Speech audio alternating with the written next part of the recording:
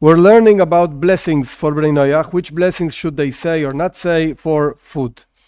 I thought it would be an important thing to just learn just a few minutes, dedicate to Birchas Hamazon, the blessing after the food. And actually we're going to learn it within the text. I'll explain later.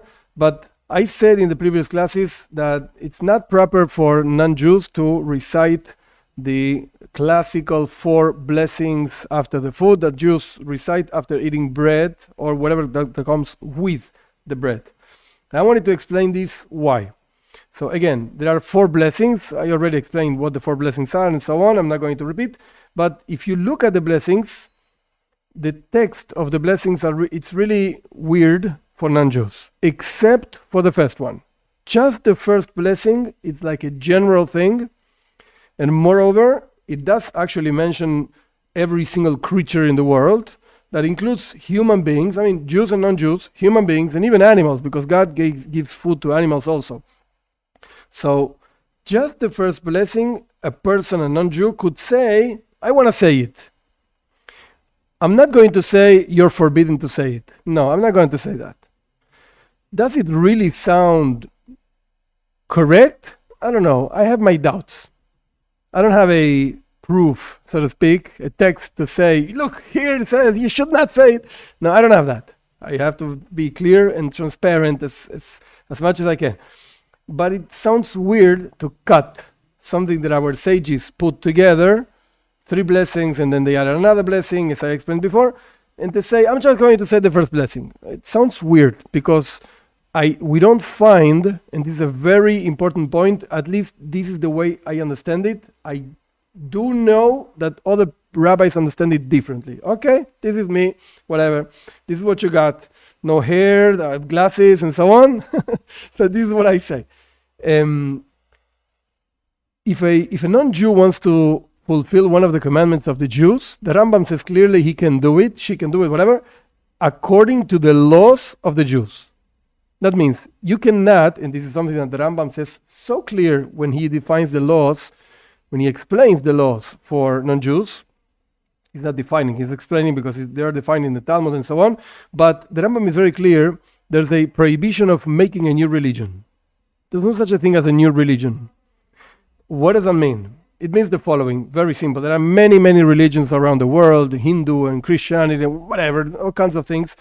So we're not, like Jews and rabbis and so on, we're not going around the earth saying, you're doing wrong, you have to stop this, and do whatever you want with your life. What do you want from me? However, but if you come and ask, oh, so you do want to know what the rabbis say.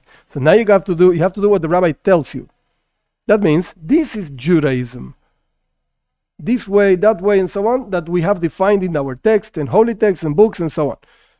Something that a person thinks it's nice and God loves it. Who told you it's right? You're wrong. And you're not allowed to make a new religion. So, if a person, that's on the Rambam. Now let's go back to the blessing after the food. Our sages explain that the blessing after the food has 4 blessings. Today has 4 blessings. Nobody argues this. It's in the Talmud and so on. So if a person wants to make just 1 blessing, because it sounds nice, as I'll explain in a second, you're not doing what actually every single Jew does. You're not doing what the Jewish law says to do. You're making up your own thing, so to speak. I'm just going to say 1 blessing.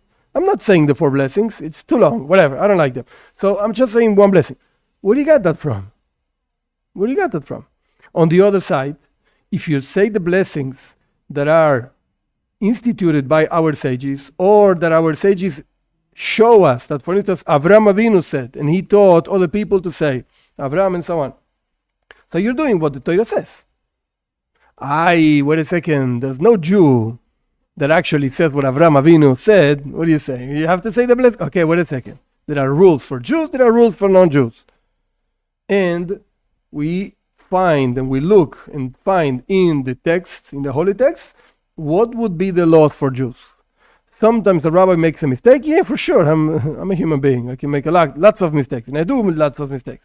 But this is my humble opinion Now, if you look at the first blessing, I'm not going to translate the whole thing. It's very easy to find everywhere in Google. You just Google around blessing after the food for Jews, and you're going to say the text. So you don't need me to give a perfect English class on translation and so on. So if you look at the first blessing, again, it mentions that God sustains the whole world with his kindness and mercy.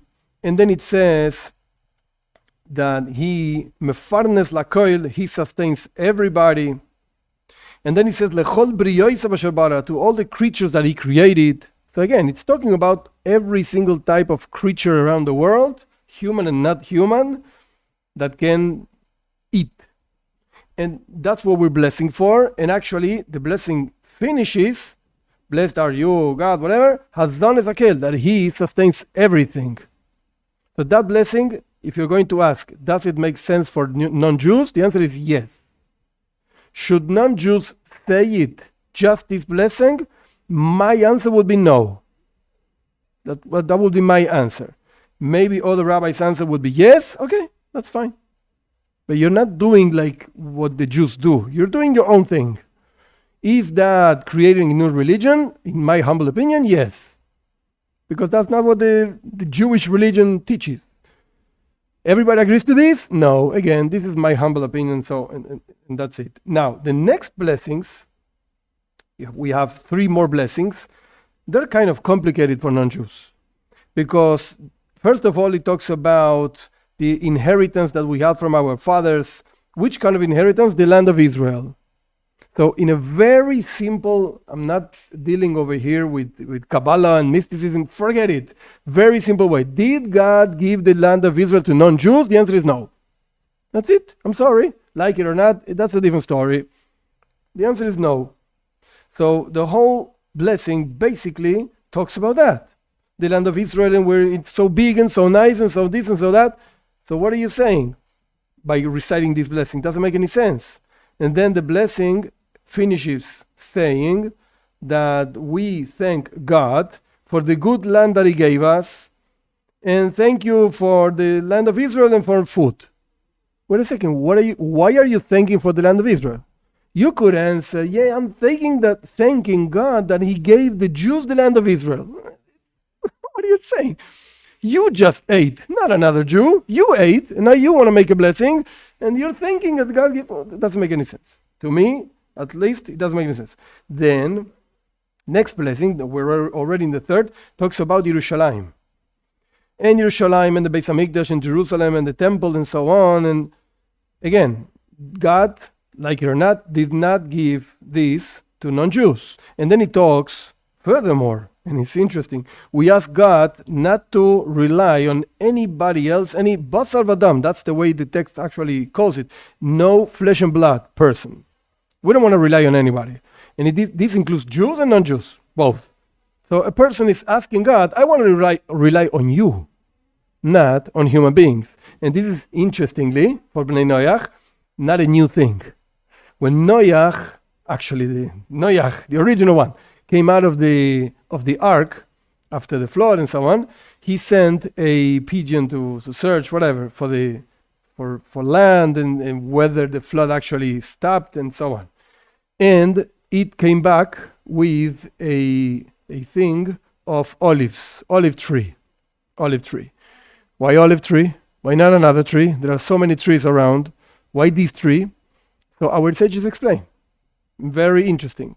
In the ark, Noach had to feed every single animal.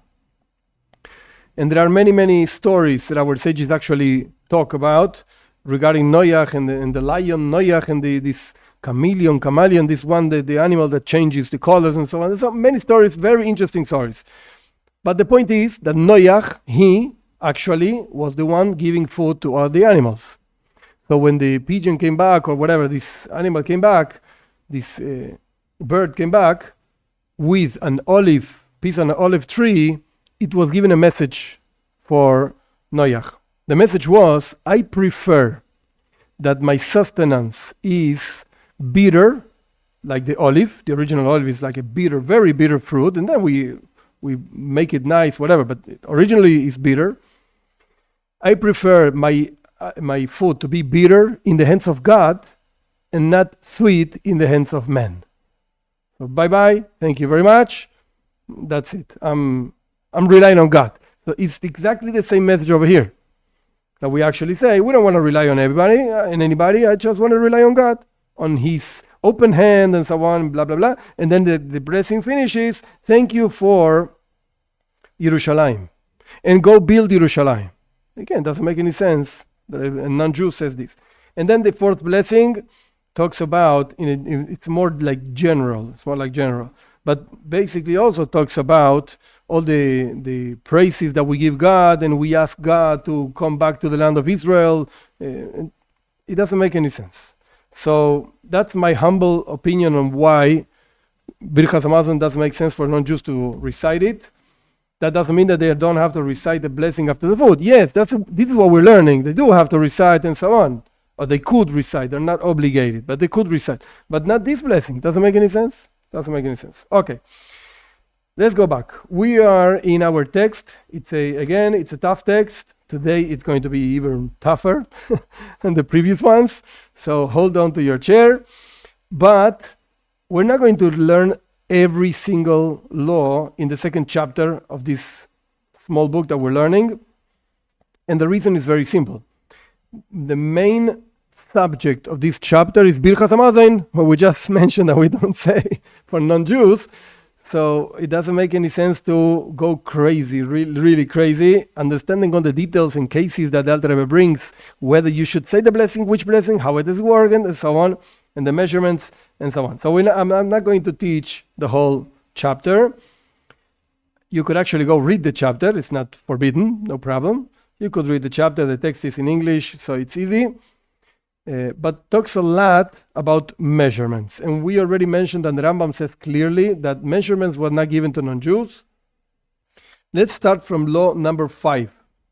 The 4 previous laws talk about when you should say the blessing after the food, Birchas Hamazon, the 4 blessings and so on that I defined before, which is the measurement, how much food you have to actually eat, whether you have to be satisfied or not, because the verse says in Parshas Eikev, "Ve'achalta v'savata uverachta." Ve'achalta v'savata means you will eat, you will feel satiated, and then you will bless. So this blessing is related to basically a full belly. Do you have your belly full of food or not? So that's what Alter Rebbe discusses over there. Let's start with number 5. There is something called, in Hebrew, kvius seuda. Kavua in Hebrew means a fixed meal. It's not the same thing when you go somewhere and you just eat some crackers and some cookies and so on and that's it, or you really sit in a chair with a table and they serve you the food and so on. Kvius seuda means a fixed meal. You really sat down and you served somebody else or somebody else served. It doesn't really make a difference. But the point is, this is called, I'm inviting you to my house for a meal. It's not just some crackers. Hey, have some crackers. You want to drink something? Yeah, no. We're talking about a fixed meal. So when a person eats a fixed meal, according to certain measurements and so on, that we're not going to learn, don't worry, you're not missing anything, you have to say actually the proper blessing after eating this fixed meal. Now, there is no such a thing as a fixed meal without either bread or wine. It has to contain bread and wine to be called a fixed meal. Otherwise, it's like a temporary thing. Yeah, I'm just giving you something to eat and move on. And the discussion over here that we're going to learn now is what's called bread. What is actually a bread that a person sits and invites somebody to a fixed meal and so on? What is a bread? Okay, so that's number 5. These are the types of breads that people actually fix. Likvoya seuda, you fix a meal on these breads. And that Rebbe brings 3 words. These 3 words are a headache because in Jewish law. Not because of the Alter Rebbe, but the Alter Rebbe brings these 3 words that they are found in the Talmud, and then generation after generation our sages argue, what are these 3 things? What are these 3 things? So first of all, he says lachmaniois. Then he says truknin, words in Aramaic. And then he says pasaba bekisanin. Literally speaking, lachmanios is some kind of lechem. Lachmanios is the same word, lechem, some kind of bread, but it's not bread. Whatever that means, we'll learn. Patience. And then he says truknin. What does that mean? I don't know. We'll learn. Patience. And then he says, again, just literal translation, a bread, pas, means a piece of bread, that comes in packets. Kisana means a packet. What do you mean a packet? What does that mean? What kind of bread is this? Okay, he's going to explain. What does it mean? Lachmanio is this breadish thing. That means a piece of bread that is very thin, really thin bread. And the way it was prepared was with water, like flour with water, and very soft, very like liquidish, and not a thick dough. No way. Like a regular bread is water and flour, and it's thick. And you leave it, and it grows, and then you put it in the oven. Very nice. That's called bread. But in this case, no. You're actually preparing something very liquid, very liquidy. And you cannot actually work it with your hands because it's like a liquid. It's like liquid, literally. And then he brings another of these words that appears around in the Talmud quite a lot when discussing these laws. Sufganiyot today is like these donuts that people do, like these things. Okay, that's what usually in modern Hebrew is called sufganiyot. So the point is over here is something that it's a dough, quote unquote, that you cannot work it with your hands at all. And you poured this in some kind of plate or something like that, you put it in the oven, or moreover, you didn't put it in the oven, you put it in a pan without any liquid. No liquid. Because the thing itself is liquidy, so you don't need any other liquids. You just put it in the pan, and of course in the fire, okay? The oven has fire, the pan has fire. And even though it is called lechem, it is called bread, regarding the laws of challah and matzah, and I'll explain in a second, bear with me, it is called bread for other groups of laws. However, since people do not fix a meal on this kind of bread, so our sages did not institute to say amoitzi. You should make this blessing for the bread, and the blessing after the meals with 4 blessings and so on. No, you should say Borei Mina Mezainis. Now, what is this thing of challah and matzah? Before understanding these 2 words, which are not difficult, but I want to explain a concept in Jewish law, which is very, very misunderstood by even Jews learning Torah and so on. The concept is called a din. Din means law. That's the translation of the word din, like dinim, laws, and so on. Justice, whatever. In Torah, there are groups of laws, dinim.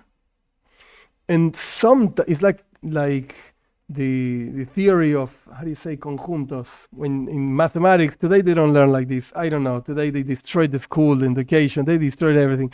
But I used to learn in, how do you say, conjunto, like a group of numbers, a group of things, and then you put together different things into one group and so on.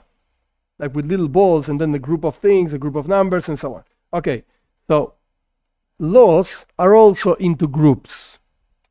Laws of blessings, laws of matzah. Matzah means this bread that we eat in Pesach. And then laws of challah. Challah means one of the donations that people used to give to a kohen. We don't give this today for different reasons, but people used to give from the dough a donation to the priests, so to speak. A piece of dough, literally. So these are groups of laws that sometimes, and this is the interesting part about it, sometimes they actually meet. A specific law could belong to many groups, but that doesn't mean that all the laws belong to all the groups. No. I'll give you an example. Matzah. Matzah is a group of laws that have to do with Pesach. So in Pesach you have to eat matzah, you cannot eat something that is not matzah, and so on. We're not learning Pesach. Doesn't really matter for non-Jews.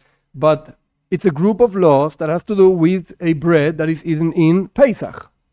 But if today is not Pesach, which actually today is not Pesach, so it doesn't make any sense to talk about matzah, and it doesn't really matter what the laws of matzah are. Whether a specific piece of bread is called matzah or not. What do I care? Today is not Pesach. You can eat any kind of bread you want. It has to be kosher, whatever. But I'm not discussing this other groups of laws. So suppose a piece of bread that is not matzah, it is called bread, but you cannot eat it in Pesach. Or a piece of bread that it is called matzah, it is called bread, and you can eat it in Pesach. So certain groups of laws, they have components of laws that actually meet in different groups. They actually belong to different groups, and sometimes no. So over here, we are discussing blessings. Okay, I want to know which blessing to make on this food. So the Rebbe is saying, even though this food belongs to the group of laws, to be called bread, to separate a piece of dough, and even to be called matzah in Pesach. Yeah, wow. So you might think, since for Pesach it's called bread, for challah it's called bread, for blessings it's called bread. The Alter Rebbe says, no, you're wrong. For blessings it's not called bread. What do you say? What are you saying? It's bread in Pesach and it's not bread today? No, that's not the point. For matzah, we want to know what are the components of this mixture. In this case, it's flour and water. So we're good for matzah. And whether this was actually left, not worked on 18 minutes. If it was left more than 18 minutes, already leavened, and that's not called matzah, that's chometz, you cannot eat it in Pesach. But for today, for these groups of laws, we don't care about that. Whether it grew, it didn't grow, I don't care. You want to eat something you don't like, it's your problem. It's not leavened, and that's your problem. I just want to know which blessing to make. It's a different group of laws, different dinim, different groups of laws. So even though this is called for challah and for matzah bread, for blessing is not called bread. Why not? Because people do not fix a meal on this.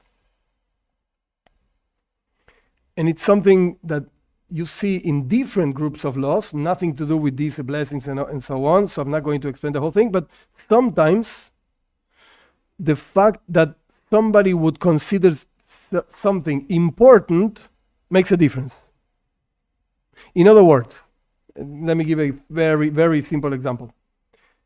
Usually, could be is not the best example, but usually, if a person wants to honor somebody else, I want to honor you, I want to invite you to my house to eat something and honor you.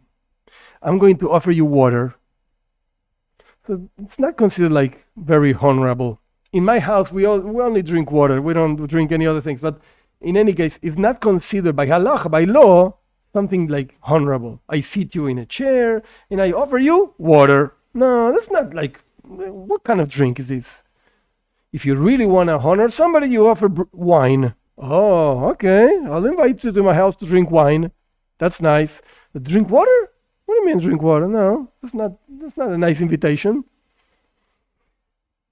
And that makes a difference for blessings, for many other details, so to speak, in Jewish law in general. So this is basically lachmaniois. This is the definition of lachmaniois that the Alter Rebbe brought. It's a mixture of flour and water. Could be called bread, but people don't actually fix their meals on this thing. This doesn't mean that people don't eat this. Yes, people do eat this. Regular crackers are done this way. But that's why it's called a cracker and not bread. It's not something you eat that. You eat your food and then you also eat some crackers. Yeah, let's eat cheese with crackers or crackers with cheese. But it's not like a meal. It's not called a meal. No. Okay, let's move on to number 6. That was one word that Alter Rebbe brought, lachmanius. Now he's defining truknin, this thing that is a word in Aramaic. Forget it, no translation. What does that mean? What's truknin? Truknin is like this. You mix flour with water, very soft, really, really soft. It's like waterish. The difference with lachmaniois means also is something that flows, but it's like a little bit thick. You can't work it with your hands, No, it's not a regular dough, but it's not liquid either. These are two different levels of liquidish mixture. In the case of trukenin, it's really, really blila raka yesmidai, says Alter Rebbe, like really soft, really liquid. And you pour it actually in a hole, and this is the way people actually used to bake in the desert, land of Israel and desert and summer and hot and so on. So they used to actually pour it in a hole in the ground, okay? Or in a hole of the oven or the thing that you're cooking with and so on, until it becomes a little bit thick after having been cooked or baked and so on. This is called trukenin. Really, really soft mixture. Like almost liquid. In the previous law, it wasn't really liquid. It was a little bit more thick.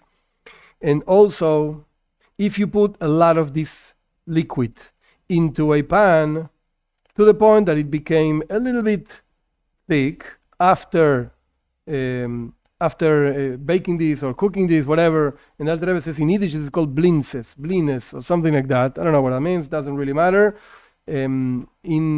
I think it's called like a pancake or something like that. It's really soft, it's flour, it's really soft, and you put it in the pan and it becomes whatever, something. Then you put some cheese or something sweet or whatever, depending on how do you do it.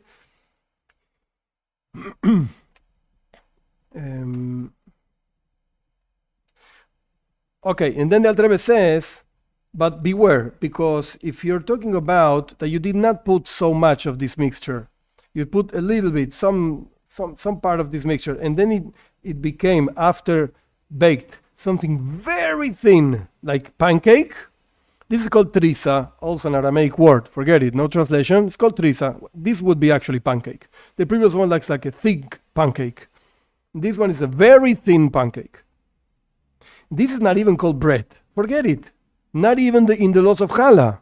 This is nothing. I mean, in regards of the word of the laws of challah, this is not called bread. And which blessing you say for this?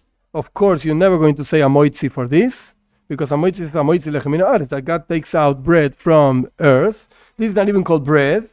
This trisa, this thing, very, very, very thin. And then you say body min mezainis. You should say for this pancake, let's call it like that God creates all kinds of sustenance. Even if you fixed your meal on that. Like I invited you to my house, and I offered you 3 kilograms of pancakes. And you ate the 3 kilograms of pancakes, your belly is like, oh, I ate too much. This is a lot of food. You still didn't eat bread. This is not called bread. I'm sorry. The same thing happens if you actually made a mixture that is very, very soft, very liquidish, on a pan that is actually a big pan, and this mixture got into the pan, it got spread out on the pan, and it became very thin, again a pancake. And then he calls it blinces. You see, first he called it blines, and now blinces is all kinds of different pancakes. This is what he's talking about. Thicker, not thicker, whatever, pancakes. This is the same thing as trisa, forget it. This is not called bread, not even for challah, forget it. Now, not everybody agrees to this. There are those who say that trisa, this thing that we define as pancake, you do say amoitzi lechem min haaretz. You do say this bracha. Some people argue with this that I just said, basically. And you say the blessings after the food for eating this amount, a certain amount. And even though there are so many different opinions on different laws, most of the times we don't regard every single opinion. And this is, between parentheses, nothing to do with what we're learning, but we're learning Torah, and it's important to know the ideas of Torah. One of the big problems of conservative movement, I know that I just changed the subject suddenly too quick, but whatever, you'll understand. The conservative movement has a big problem, the reform, even bigger problem. Humbly, I think today there's no such a thing as conservative, maybe some crazy guy somewhere in the United States, but Besides that, there's no such a thing. Now, what's the conservative movement? They don't say Torah is not value. Torah doesn't have any value. Forget it. We'll do anything we want. That's reform. I'll do whatever I want. Forget it. And I'll say this is Judaism. Forget it. That's not Judaism. Out. But conservative is in the middle stage between Orthodox and Reform. Why? Because conservative, they do care about what the Torah says. Yeah. They're not going to say the Rambam. Who cares about the Rambam? He didn't have Google. He didn't have Amazon. So forget it. He doesn't know anything. He didn't have artificial intelligence. He had real intelligence. Or whatever. He didn't have artificial intelligence. So who cares about the Rambam? That's the Reform. The conservative are going to say, oops, Rambam? Yeah, it's important. What the Rambam says is important. But sometimes, to take an example, sometimes the Rambam is not accepted law. Sometimes it is, and sometimes it's not. Actually, Rabbi Yosef Karo, when he wrote the Shulchan Aruch, the Code of Jewish Law, he based himself in 3 huge, important rabbis. The Rambam, the Rif, and the Rosh. The Rambam lived in Spain, the Rif in Morocco, and the Rosh, he lived in Germany, and then he went to Spain, whatever. So when the 3 say the same thing, of course the law is like that. But when 2 say one thing and the other one argues, so the law goes like the majority. And sometimes he just copies, like copy-paste from the words of the Rambam into the Shulchan Aruch, Code of Jewish Law. And sometimes he does not agree with the Rambam, okay? You're allowed to. He doesn't agree with the Rambam and he goes through with another opinion.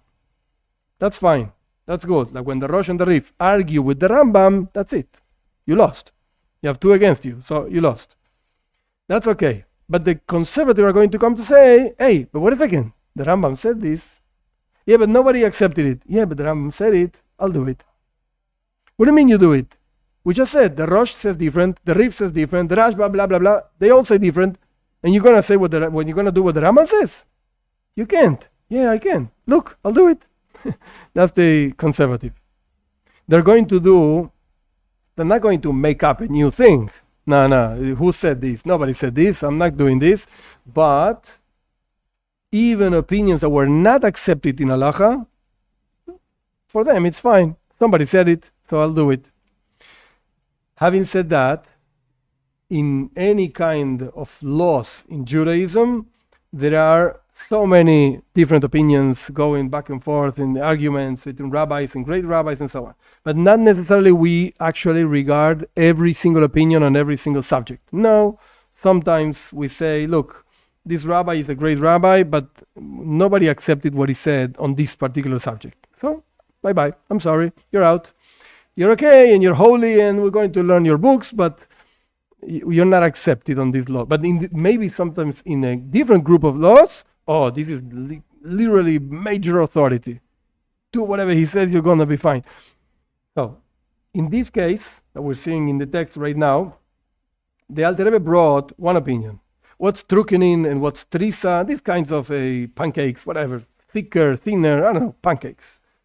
In an oven, in a pan, okay, pancakes. And then he said, there are those who argue with this that I just said. Some argue. Now, why did he bring some argue? I know some argue. Everything is arguable. So, what are you saying? By the end, he says, you should actually worry, but it's actually the middle of the law. You should actually worry to this opinion. It's a valuable opinion. He's arguing with the previous one, and for some reason the Alter Rebbe brought the previous one because it's the most important opinion. However, the second opinion is also important. So we have 2 giants over here arguing something. So we can't just say, I'll do whatever I want. I'll do this one, the other one. No. Wait a second. You'll worry about both. You'll worry about both opinions. And you'll try to do things that fit both opinions because both are important. So let's see what the other opinion says. The other opinion says that truknin is actually bread. We just defined in the first opinion truknin is not bread. And the second opinion says truknin is bread. So what do you do now? So you have to worry about this second opinion. And you should not eat truknin in a way that you fix a meal on that. Because then you're gonna put yourself into trouble. Which blessing should I say now? So don't invite anybody to eat this truknin, whatever they mean, these pancakes, thicker or thinner or whatever it is, unless you're going to make a moitzi. You eat a piece of bread, like real bread. Everybody agrees this is bread. And then you eat whatever you want within your meal. Because once you said the bracha of moitzi, then you don't say any other blessing. That's it. Suppose you're going to eat like a fixed meal, then you bring the bread, but then you're going to eat chicken, and then you're going to eat salad, and blah, blah, blah, whatever you want to eat. So you don't say a blessing for the chicken, a blessing for the salad, a blessing. No. You just say a blessing for a moitzi. This is quote unquote food. This is the real food, and the rest is just coming with the bread. So you don't say the blessing for the rest of the things. Unless you're eating something, we're going to learn this, but I don't think today, you're eating something that is not considered part of the meal.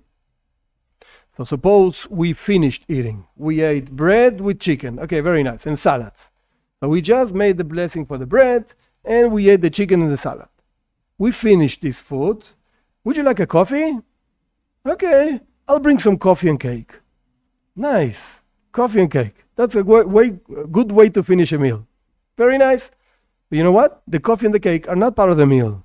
You already ate. Are you really, seriously, are you hungry? No, I'm fine. I finished my meal. I finished my food. The bread was very good. The chicken was very good. Thank you very much. Would you like a coffee? Sounds nice. But not because you're hungry. No, I'm not hungry. You don't drink coffee because you're hungry. You don't eat cake because you're hungry. It's very weird. You like a piece of cake, something sweet. Yeah, you like it. I like it. I want to eat it. Okay, it's not part of the meal. Make a blessing. But I just made the blessing for the bread. Yeah, but this is not part of the meal. This is something that comes after the meal, like something good, nice, but not part of the meal. Okay. The Alter Rebbe, I'm going to jump the rest because I wanted to make these points of understanding these words. Was Lachmaniois, was Truknin. We didn't define yet Pasababe Kisanin, the last of the three words. We're going to talk about it in the next law. And I wanted to make the point also of laws, different types of laws on different types of situations. The point over here is that a person should be careful that what you eat, you're clear, or the law is clear on what it is. Is it bread? Is it not bread? And sometimes, like this case, this is a perfect example about trukenin and trisa and these things. Some opinions are going to tell you this is real bread. And some opinions are going to tell you this is not called bread. So what do? The best solution is what the Alter Rebbe says. Eat it within the context of a meal, of bread. So you eat the bread and then bring me all the pancakes. And this pancake, is it trisa or is it truken? I don't care. I just ate bread. If you can't, because you don't have bread or you don't want to eat bread, I just want to eat the pancakes, you can perfectly say shehakol. This is a law for Bnei Noach. Definitely you can say shehakol, no problem. This is not what Alter Rebbe says over here. But definitely a person that is not even obligated to say blessings, and you're already saying a blessing for something you want to eat, you can say shehakol, no problem. And the Alter Rebbe said, we learned it in the first chapter, if you say shehakol even for bread, you're fine. It's not the best practice. Yeah, you're right, but you can do that. Best practice for Jews? Okay, we can argue that. But best practice for non-Jews? Of course. Why not? You're making blessings, you're not even obligated. Why am I jumping the whole thing? Because the Alter Rebbe talks about, again, measurements. How much are you going to eat of this? In which context are you going to eat of this? This doesn't apply to non-Jews at all. This doesn't apply at all to non-Jews. Doesn't make any sense. At the end, if you see the end of law number 6, in order to be clear, the end of law number 6 is it's good to be worried, and you know what? Don't eat this except in the context of a meal with bread.